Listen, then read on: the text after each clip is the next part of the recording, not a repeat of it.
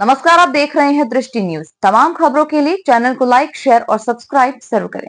जिला कांग्रेस कमेटी ने जिला अध्यक्ष मोहित रघुवंशी के नेतृत्व में कलेक्ट्रेट पहुंचकर मुख्यमंत्री के नाम ज्ञापन सौंपते हुए शहर और जिले की विभिन्न समस्याओं को उठाते हुए उन्हें हल करने की मांग की है। तहसीलदार अमित ठाकुर के माध्यम से मुख्यमंत्री के नाम ज्ञापन सौंपा गया, जिसमें उन्होंने किसानों, युवाओं, आम नागरिकों की समस्याओं को उठाते हुए उन्हें त्वरित रूप से हल करने की मांग की।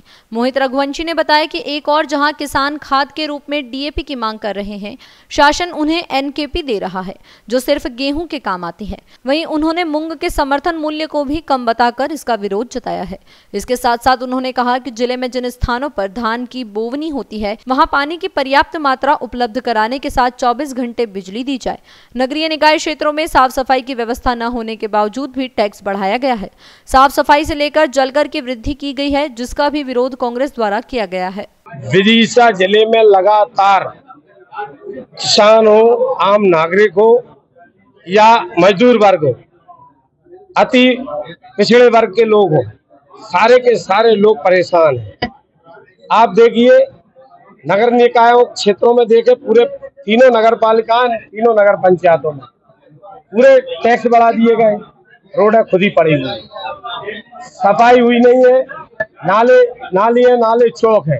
बरसात का समय आ गया है, बरसात के पूर्व नालियों की सफाई होती है। मैं भी पार्षद रहा हूँ। अभी गर्मी के समय पे पूरे नगर पालिकाओं के अंदर देखोगे तो पानी का पीने का पानी नहीं मिला, चारों तरफ त्राही त्राही। अब किसानों का बोनी का समय आया, किसानों का जो धान लगाने का, सोयाबीन का, मूंग का, मक्का का ये सीजन आ गया।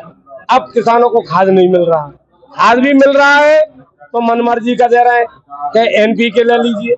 अरे जिस किसान को जरूरत है डीएपी की, उसको आप एनपीके दे रहे हो। जो एनपीके गेहूं में काम आता है, उसमें सुपर फास्फेट रहता है, कई चीजें, नाइट्रोजन रहता है, लेकिन क्या दे रहे हैं? एनपीके देंगे। किसान की जमीन को कॉर्पोरेट जगत को बेचने के लिए भारतीय जनता पार्टी ने निर्णय ले लिया कि किसान की फसल कम होगी, मजबूरी में किसान अपनी जमीन बेचेंगे और जमीन को भारतीय जनता पार्टी के तथाकथित लोग खरीदेंगे और उस खरीद कर अपनी पूंजीपति बनेंगे। ये किसानों की विरोधी सरकार है।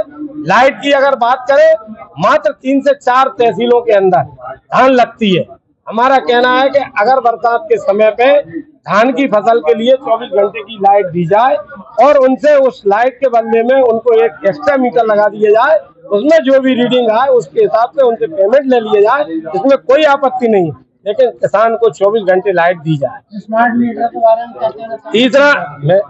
तीसरा मेरा कहना है कि जो स्मार्ट मीटर 1 साल 1.5 साल नहीं होती है, एक नया मीटर आ जाता है। अरे भाई, तुम्हें दलाली खाना है तो किसी और चीज में खा लो, आम आदमी को क्यों भगत रहे हो?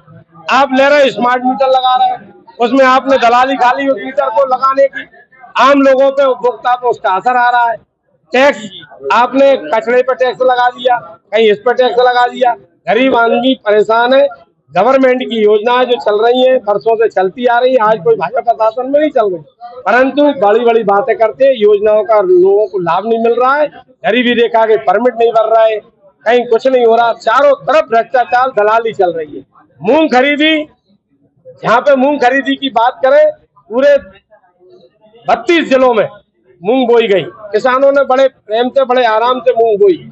एक हुकूमत सचिव बर्णवाल ने एक वक्तव्य दिया, उसके कारण पूरा मूंग का भाव 8,600 समर्थन मूल्य था, गिर के 4,000 पे आ गया। किसानों के साथ नाइंसाफी, हमने पत्र लिखा है, आर्थिक आतंकवाद मानने किया है, हम इसकी घोर भर्त्सना करते हैं। और 20 तारीख तक अगर हमारी मांगे पूरी नहीं की गई तो जिला बंद होगा, जिला स्तरीय आंदोलन होगा, घेराव। जिला कांग्रेस कमेटी के द्वारा जिले में व्याप्त विभिन्न समस्याओं को लेकर ज्ञापन दिया गया, जिसमें मुख्य रूप से किसानों से संबंधित समस्याएं थी। इसमें जो मूंग का आईएसपी है उसके अवमूल्यन के संबंध में, जो कालाबाजारी है, डीएपी खाद की उपलब्धता एवं नगर के विभिन्न मार्गों की खराब स्थिति के बारे में ज्ञापन प्रस्तुत किया गया है और इस पर कार्रवाई के लिए निवेदन